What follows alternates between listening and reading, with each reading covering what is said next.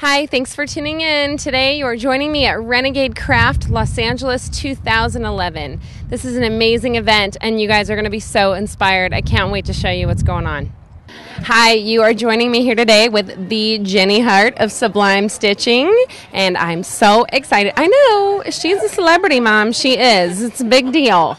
Yeah, Mom. So I just want to talk to her about her embroidery and everything and how it all started. So tell me who you are and how this started. Well, my name's Jenny Hart, and I have an embroidery design company called Sublime Stitching, and it started when I began experimenting with hand embroidery for my artwork. But I didn't do it for a long time because I didn't know how, and I was really intimidated by it. And I thought I would never do it, and I didn't think I would enjoy it, but I liked the look of it. And so my mom actually got me started, and I became addicted to it. I became obsessively addicted to it, and I thought that there needed to be updated resources, both design and educational, that, you know, we didn't grow up sewing. I didn't grow up sewing. My mom grew up sewing. I grew up with my mom sewing, but it wasn't not like it used to be. So it seemed like something that it was time for a refresh on embroidery, and that's how Sublime Stitching got started. Okay, so I don't know about you, but my mom has all these skills and same thing, sews, embroiders, and I'll be like, well, you never taught me to do that. And she's like, what do you mean? Of course you know how. I'm like, no, I really don't. I didn't learn through osmosis. Right. So then, when it came time to ask her to teach me, she wasn't even capable of teaching me because it was so second nature for her. Right. She had a really hard time articulating it. So I'm ending up buying knitting for dummies. That's how it all started. And then once I had a handle, I could go back and ask her for finishing finishing tips, but she could not teach me the basics. It was hilarious. Yes. No, that's my mom showed me things that were not in books, that it's, you are going to start from behind your hoop, not the front. Because when I started, I was like, I don't get this. Already I'm starting and it makes no sense. And all of the resources assumed that you knew those basics, but that was no longer true. So I basically created the company that I wished existed when I wanted to learn how to embroider. So now, what did you do before Sublime Stitching? Before Sublime Stitching, well, I actually was working in a museum. I archived works on paper. I did that for about 5 years. And it was a job that also let me continue to do my artwork. I was an exhibiting artist. I still am, but that's what I did.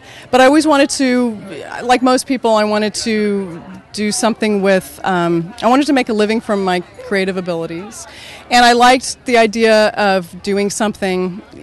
When you have a business, I like the idea of doing something that's not just an end product that I'm trying to sell. I really like selling a skill and turning people onto a pastime and changing their idea about it, because that's what happened to me. My ideas were changed about it. The way I learned it is how I teach other people. I just got so excited about it. I was like, I want everybody to be excited about it, and I became a big embroidery dork. That's very cool. So tell me a little bit about Austin Craft Mafia. The Austin Craft Mafia started when I had the idea of Sublime Stitching and was checking out all these crafty websites, and there was one called Sparkle Craft, and that was started by Tina Sparkles, and she was linked everywhere. And I finally went to her website and saw that she was in Austin. So I said, hey, I would love to meet with you and have coffee if you want to kind of talk shop, and I've got some ideas. And she wrote me right back and said, I'd love to. Can I bring my friend Jennifer? And Jennifer is Jennifer Perkins of Naughty Secretary Club. So we just got together and just, this is what I'm doing and this is what I'm thinking of doing, and getting really excited about it. And we all wanted to quit our jobs. We all had this dream of quitting our jobs and doing what we did full time. So long story short, we would meet regularly to drink beers and talk shop, and we pooled our resources. And poor babies, you were in Austin. That's hard. Austin is the best place to have that kind of a business meeting. But we would start to bring friends along and be like, hey, I met this great girl, Carly. She makes dresses. Can we bring her along? Yes. And then we had a group once that was almost 40 people meeting at a restaurant. And we said, let's make this an official group. And so we made it the Austin Craft Mafia. And it wasn't supposed to be an exclusive thing. It was more like, what's manageable and who are the people that are really serious about it. And the nice thing about it too was that Tina, Jennifer, and I all quit our jobs within a month of each other. And Craft Mafia took off like crazy. People learned about it. wanted to start a craft mafia in their city, and so we became kind of the administrative hub of other craft mafias, and we've set that baby free now. That's so cool.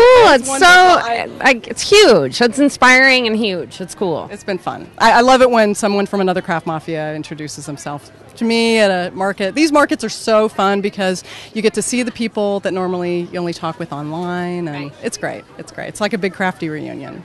Well, Jenny, I can't thank you enough for your time, and you probably already know about Sublime Stitching, but if you don't, you're going to be so excited when you go check it out on the website at the end of this interview. Thanks, Jenny. Thank you. Nice to meet you. Nice to meet you.